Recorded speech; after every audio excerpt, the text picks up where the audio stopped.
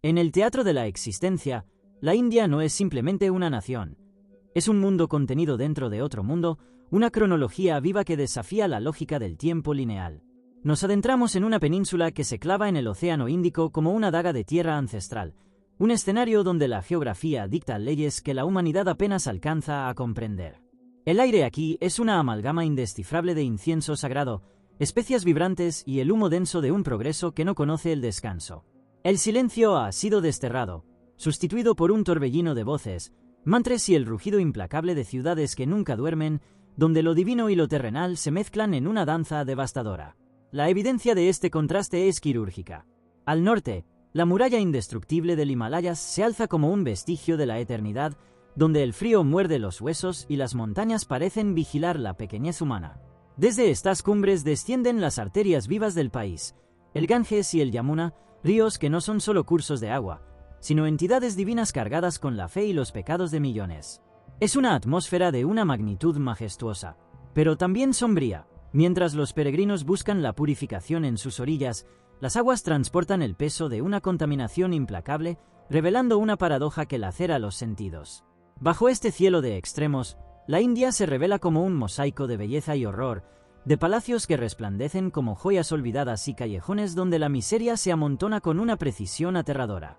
Es una tierra que no se visita, se sobrevive, un enigma que no se resuelve, sino que se descifra lentamente en el barro y el oro de su realidad cotidiana. Pero, ante tal exuberancia de vida y tal profundidad de carencia, ¿cómo puede un solo territorio sostener tantas verdades opuestas sin romperse bajo el peso de su propia historia? En el corazón de este ecosistema espiritual, la ciudad de Benares se erige como el vestigio final de una cronología que se niega a morir. Es el escenario donde el tiempo se dobla sobre sí mismo. El aire en los Ghats es denso, cargado con el olor del sándalo quemado y el humo acre de las piras funerarias que arden sin pausa desde hace 3 milenios. El silencio aquí es una imposibilidad física. Es reemplazado por el murmullo incesante de plegarias que se funden con el chapoteo del agua sagrada. Es una atmósfera majestuosa, pero saturada de una verdad sombría.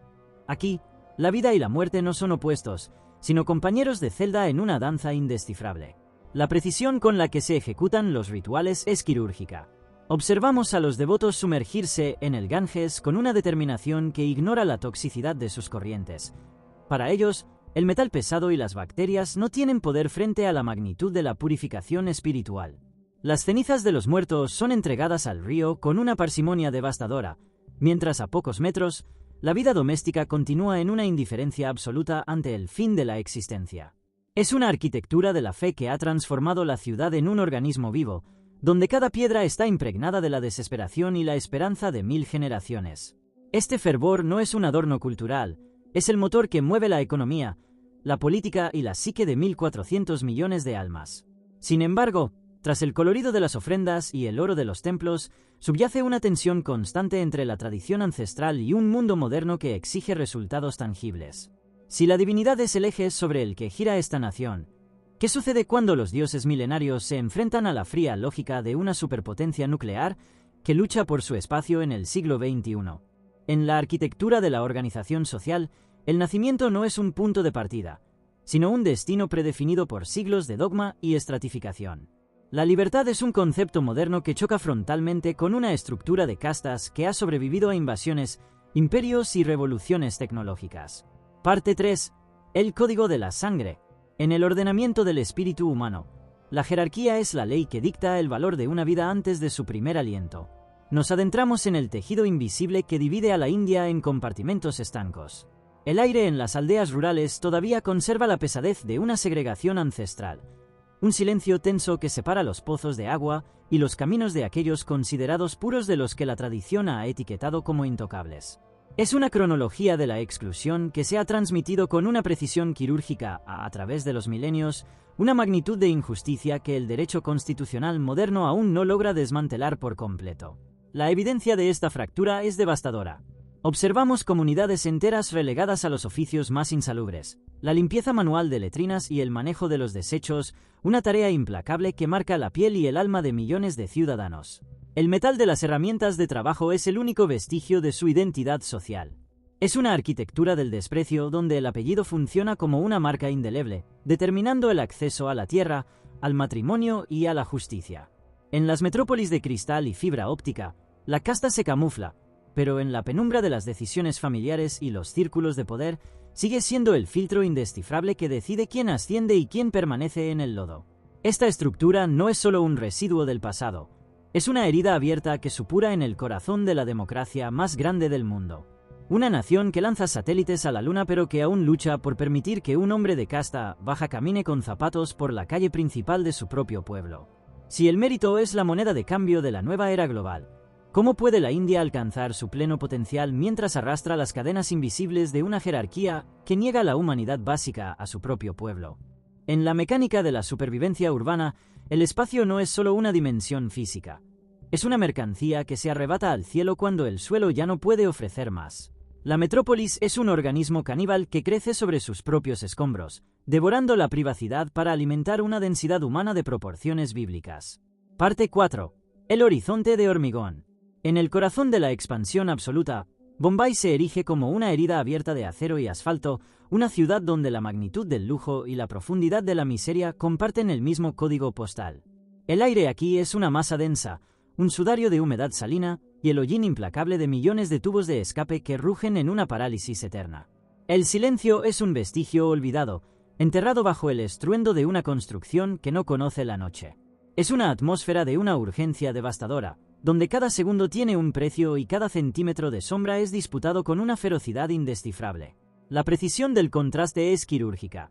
A la sombra de rascacielos de cristal que desafían la gravedad, se extiende Dharavi, un laberinto de zinc y plástico donde la cronología de la vida se comprime en pasillos tan estrechos que dos hombres no pueden cruzarse de frente. Observamos estructuras precarias que se apilan como una arquitectura de la desesperación, donde el metal oxidado de los techos filtra un sol que nunca llega a iluminar el suelo. Aquí, el agua es un milagro racionado y la electricidad es un sistema nervioso de cables pelados que serpentean entre la inmundicia, revelando un orden social que funciona con la eficiencia de una colmena, a pesar del caos aparente. Esta selva de cemento no es solo un refugio, es una máquina de triturar almas y fabricar fortunas. En esta colisión de mundos, la India proyecta su ambición de ser una potencia global, mientras sus cimientos se hunden en una precariedad que parece invencible. Si el progreso se mide por la altura de sus torres, pero la estabilidad depende de la base de sus suburbios, ¿cuánto peso puede soportar este gigante antes de que el hormigón ceda bajo la magnitud de su propia desigualdad? En la economía de la subsistencia, el desperdicio no existe. Solo existe la transformación forzada por la necesidad. Lo que para el mundo desarrollado es basura, aquí es una materia prima que se arranca al olvido con una tenacidad indescifrable, en un ciclo donde la toxicidad es el precio de la supervivencia. Parte 5. La alquimia de los desechos. En el teatro de lo que sobra, la India se ha convertido en el depósito final de una civilización global adicta al consumo. Nos situamos en los márgenes de las ciudades, donde montañas de residuos electrónicos y textiles se elevan como monumentos sombríos a la obsolescencia. El aire en estos parajes es letal, cargado con el olor dulce y metálico del bromo quemado y los vapores ácidos de los procesos de recuperación informal. El silencio es un vestigio ancestral, roto únicamente por el crujido del plástico y el golpe seco del martillo sobre el metal. Es una atmósfera de una magnitud devastadora, donde el horizonte se tiñe del color del óxido y la ceniza. La evidencia es quirúrgica. Observamos a familias enteras sumergidas en ríos de sedimentos tecnológicos, desmantelando con sus manos desnudas los vestigios de una era digital que nunca les perteneció. La precisión de su labor es implacable. Separan el cobre, el oro y el plomo en hornos artesanales que emiten un humo negro y denso, una cronología de veneno que se asienta en sus pulmones y en el agua de la que beben. Es una arquitectura del desecho humano, donde la salud es el combustible que alimenta la maquinaria del reciclaje global. Los químicos se filtran hacia los acuíferos profundos, dejando una huella de destrucción biológica que durará milenios. Esta industria de las sombras revela la hipocresía de un progreso que limpia sus calles exportando su inmundicia a tierras lejanas. En estos campos de sacrificio, la India procesa el pecado del mundo a cambio de una subsistencia que erosiona la vida misma. Si el bienestar de las naciones ricas se construye sobre la devastación de estos paisajes sagrados, ¿quién pagará la cuenta final cuando la tierra, saturada de veneno, se niegue a seguir sosteniendo el peso de nuestra negligencia? En el ciclo eterno de la tierra, el clima es el único soberano absoluto ante el cual la tecnología humana se arrodilla con humildad. Nos situamos en la víspera del cambio estacional, donde el aire se vuelve una masa sólida de calor y polvo, una espera sombría que detiene el pulso de 1.000 millones de personas. El silencio del campo es una agonía que se agrieta bajo un sol devastador, hasta que el cielo, en una magnitud majestuosa, decide romperse. El monzón no llega como una lluvia, sino como un ejército de agua que reclama su dominio ancestral sobre una cronología de sequía y desesperación. La precisión del impacto es quirúrgica. Observamos cómo las arterias de la nación se desbordan en cuestión de horas. El metal de los vehículos queda sumergido en torrentes que arrastran consigo el esfuerzo de décadas. La magnitud de la inundación es indescifrable. Ciudades enteras se convierten en archipiélagos de cemento donde la electricidad es un vestigio peligroso y el agua potable un lujo inalcanzable.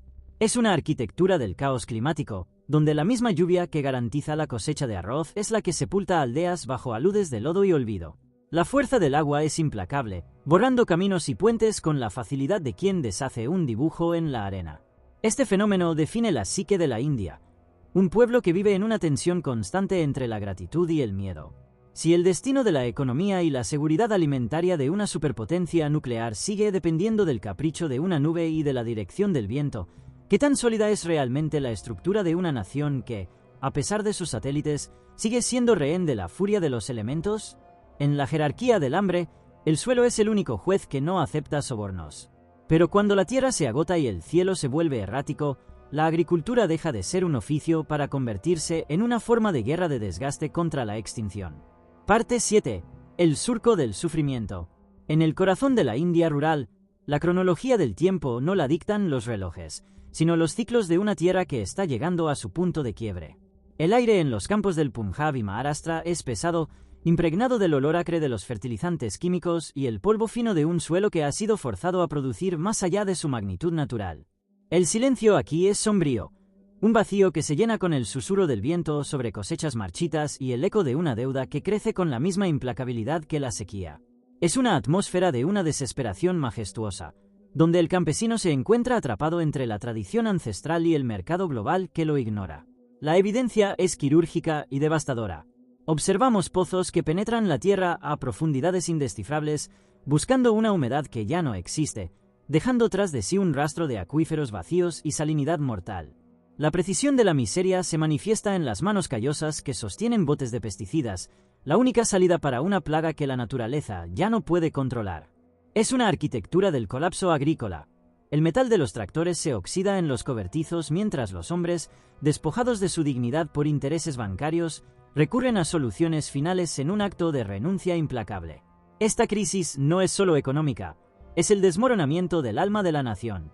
Un país que se jacta de su autosuficiencia alimentaria mientras los hombres que cultivan el grano caen en el olvido de las estadísticas. Si el agricultor es el cimiento sobre el cual se construye el imperio de 1.400 millones, ¿cuánto tiempo podrá sostenerse la pirámide cuando la base está siendo erosionada por la desesperanza y el veneno de su propio sustento? En el vacío de la planificación, la atmósfera se ha transformado en un vertedero gaseoso de una magnitud indescifrable. Nos situamos en el corazón de Delhi durante el invierno, donde el sol es un vestigio borroso tras un sudario de partículas en suspensión. El aire es una entidad táctica. Se siente en la garganta como el roce del metal y se huele como la combustión interna de una era que se niega a morir.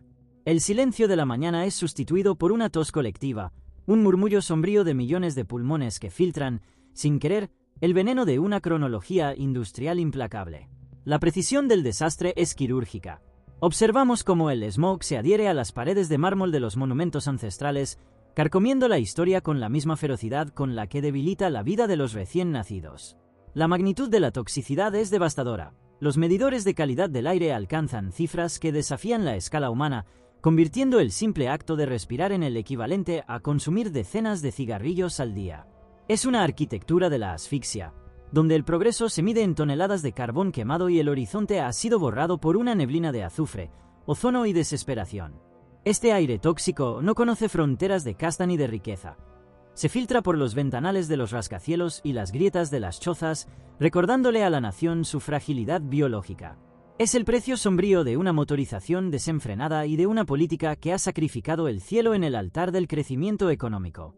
Si la energía que mueve a la superpotencia es la misma que está robando el aliento a sus ciudadanos, ¿De qué sirve alcanzar la cima del mundo si el precio es un futuro donde el aire puro sea solo un mito contado por los ancianos? En la mecánica de la ambición, la educación es el arma definitiva para escapar de la gravedad de la miseria, pero cuando la competencia alcanza una magnitud inhumana, el conocimiento deja de ser una luz para convertirse en una prensa implacable que moldea o quiebra el espíritu de la juventud. Parte 9. La fábrica de genios y sombras. En el teatro del rendimiento absoluto, el éxito no es una opción, es la única garantía de supervivencia social. Nos situamos en los centros de estudio intensivo de Kota y los prestigiosos institutos de tecnología, donde la cronología de un joven se reduce a 18 horas diarias de algoritmos y teoremas. El aire en estas aulas es pesado, cargado con el olor a papel viejo y la electricidad estática de miles de cerebros operando al límite de su capacidad biológica. El silencio es quirúrgico, roto solo por el rasgueo frenético de bolígrafos sobre cuadernos que contienen el vestigio de todos los sueños familiares depositados sobre un solo individuo. La precisión de esta presión es devastadora. Observamos una arquitectura del sacrificio, habitaciones minúsculas que son celdas de estudio, donde la luz artificial nunca se apaga y el descanso es considerado una traición al linaje. La magnitud de la competencia es indescifrable. Millones de aspirantes luchan por un puñado de vacantes en un sistema que descarta al 99% de sus participantes. Es una historia bélica intelectual, donde el fracaso no es solo una nota baja, sino una sentencia de deshonor que empuja a los más frágiles hacia un abismo sombrío de desesperación y soluciones finales que la nación prefiere ignorar en sus estadísticas de gloria. Esta maquinaria produce los líderes tecnológicos del mundo, pero a un costo humano que desafía cualquier lógica de bienestar. La India exporta inteligencia al planeta mientras sus propios hijos se consumen en una hoguera de expectativas asfixiantes. Si el intelecto es el nuevo petróleo de esta superpotencia, ¿qué tipo de sociedad estamos construyendo cuando el camino hacia la sabiduría está pavimentado con la ansiedad, el agotamiento y la pérdida de la alegría de vivir? En la arquitectura del poder moderno, el silicio y el código son los nuevos cimientos de un imperio invisible. Pero cuando la tecnología se implanta sobre una estructura de desigualdad ancestral, el resultado no es una utopía, sino una dicotomía eléctrica que desorienta los sentidos. Parte 10. El espejismo digital. En el teatro de la vanguardia, Bangalore se alza como una ciudad de cristal que intenta huir de la gravedad del polvo. Nos adentramos en los santuarios de la fibra óptica, donde la cronología del mundo se dicta en milisegundos. El aire en estos parques tecnológicos es filtrado y gélido, un contraste implacable con el vapor denso y el caos que ruge justo detrás de sus muros de seguridad. El silencio es aquí una herramienta de precisión, una atmósfera majestuosa diseñada para la creación de mundos virtuales, mientras a pocos metros, la infraestructura física de la ciudad se desmorona bajo una magnitud de negligencia indescifrable. La evidencia es quirúrgica. Observamos rascacielos inteligentes que procesan los datos de las corporaciones más grandes del planeta, rodeados de calles donde el alcantarillado es un vestigio inexistente y el suministro de agua depende de camiones cisterna que operan como mafias del líquido vital. La magnitud de la paradoja es devastadora. Ingenieros que diseñan la inteligencia artificial del mañana deben sortear charcos de agua estancada y montañas de basura para llegar a sus puestos de trabajo. Es una arquitectura de la desconexión, donde la nube digital es un refugio etéreo para una élite, mientras la tierra firme sigue siendo un territorio de lucha implacable por los servicios básicos. Esta India tecnológica proyecta una imagen de modernidad absoluta al exterior, pero en su interior, el cable de cobre convive con el arado de buey. Se ha creado una nación de dos velocidades, donde el acceso a un smartphone es más rápido que el acceso a un baño digno. Si la conectividad es el nuevo sistema nervioso del gigante asiático, ¿podrá el cerebro digital de la nación salvar a un cuerpo físico que aún sangra por las heridas de la precariedad y la falta de planificación urbana? En la mecánica de la salud, el cuerpo es el último territorio de soberanía, pero cuando la densidad de la población desborda la capacidad de la piedad, la medicina se transforma en una aritmética fría y devastadora. En los pasillos de la salud pública, la vida no se protege, se administra bajo el peso de una escasez indescifrable. Parte 11. El triaje del caos. Bajo la luz parpadeante de fluorescentes agotados, los hospitales de las grandes metrópolis indias se revelan como escenarios de una magnitud sombría. El aire es una masa densa, cargada con el olor punzante a desinfectante industrial, sangre seca y el sudor rancio de miles de seres que esperan un milagro en el umbral del olvido. El silencio es un vestigio inexistente, sustituido por el lamento constante y el eco metálico de camillas oxidadas que golpean paredes desconchadas por el tiempo. Es una atmósfera de una urgencia implacable, donde la cronología de la muerte avanza más rápido que el suministro de oxígeno. La precisión del colapso es quirúrgica. Observamos salas de urgencias donde la proporción de pacientes por médico desafía cualquier lógica biológica. Hombres y mujeres que comparten una sola cama o que yacen en el suelo de cemento, esperando que la ciencia les dedique un segundo de atención. El metal de los estetoscopios y los bisturíes es un recurso preciado que se desgasta en un ciclo sin fin de emergencias. Es una arquitectura del desamparo. Familias enteras que duermen en las aceras del hospital, convertidas en guardianes de una esperanza que se desvanece con cada hora de retraso. Aquí, la magnitud de la tragedia se mide en la mirada de los sanitarios, cuyos rostros son mapas de un cansancio ancestral que ninguna política parece poder aliviar. Esta crisis sanitaria no es una anomalía. Es el síntoma de un gigante que crece en músculo económico pero cuya espina dorsal social está fracturada. Mientras la élite viaja a hospitales que parecen hoteles de lujo, la masa crítica de la nación sobrevive a un sistema que los trata como estadísticas en una hoja de trill. Si la salud es el cimiento de la prosperidad, ¿cuánto tiempo puede sostenerse el ascenso de una superpotencia cuyos ciudadanos deben luchar por su último aliento en medio de una precariedad tan devastadora? En el teatro de la locomoción masiva, las redes ferroviarias se extienden como un sistema nervioso ancestral que atraviesa la magnitud del subcontinente. Nos situamos en las plataformas de las estaciones de Bombay y Calcuta durante la hora punta. El aire es una masa sólida y caliente, saturada de humedad, óxido y el olor metálico de los frenos que chirrían bajo un peso inhumano. El silencio ha muerto hace siglos. En su lugar, impera un rugido implacable de locomotoras diésel y el murmullo ensordecedor de una marea humana que fluye con la fuerza de un río desbordado. Es una atmósfera de una urgencia devastadora, donde el tiempo se mide en el espacio que queda entre un cuerpo y otro. La evidencia es quirúrgica. Observamos los trenes superdensos, donde la cronología del viaje se vive colgado de puertas que nunca se cierran, con el metal de los pasamanos pulido por el roce de millones de manos diarias. La precisión del caos es absoluta. Hombres y mujeres se convierten en un solo bloque orgánico que desafía las leyes de la física para entrar en vagones donde ya no cabe el aire. En las carreteras, el escenario es un vestigio de la anarquía. Camiones pintados con colores majestuosos pero cargados hasta el colapso, motocicletas que transportan familias de 4 personas entre el humo tóxico y una cacofonía de bocinas que es la única regla de tránsito respetada. Es una arquitectura del riesgo constante, donde la vida pende de un centímetro de asfalto o del agarre de unos dedos en un estribo. Este colapso de la infraestructura es el mayor lastre de un gigante que desea correr. La movilidad, que debería ser el motor de la productividad, se transforma en un agujero negro de tiempo y energía vital. Si una nación se define por su capacidad de conectar sus extremos, ¿cómo puede la India liderar el mañana mientras su gente sigue arriesgando la integridad física en cada trayecto diario, atrapada en una red que parece estar siempre al borde de la ruptura? Bajo el resplandor de una iluminación improvisada, las barriadas de las megaciudades se revelan como polvorines de una magnitud devastadora. Nos adentramos en los pasillos donde el aire es rancio, cargado de los vapores de la cocina de queroseno y el calor acumulado por techos de plástico. El silencio aquí es una tregua frágil, rota por el zumbido de transformadores sobrecargados que gimen bajo una cronología de negligencia.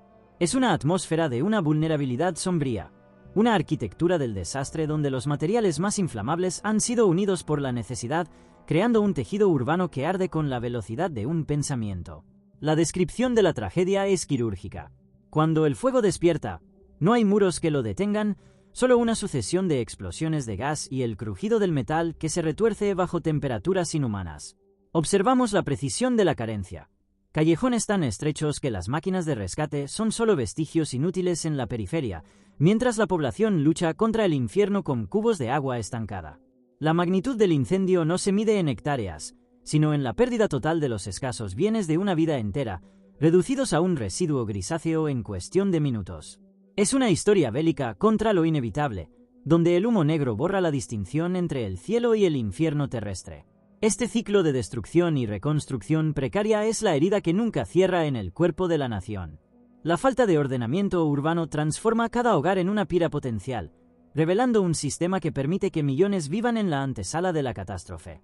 Si la vivienda es el refugio básico de nuestra especie, ¿Qué nos dice de una potencia ascendente el hecho de que sus ciudadanos deban dormir cada noche con el miedo de que su mundo desaparezca antes del amanecer bajo el aliento implacable de la ceniza? En la mecánica de la subsistencia, el alimento es el combustible de la esperanza, pero cuando la cadena de suministro se fractura bajo el peso de 1.400 millones de estómagos, la nutrición deja de ser un derecho para transformarse en una lucha de una magnitud devastadora.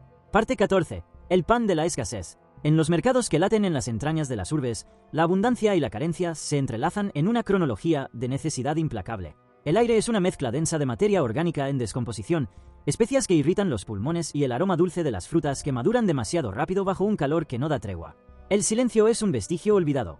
Es devorado por el griterío de los subastadores y el regateo frenético de quienes cuentan cada moneda de cobre como si fuera la última.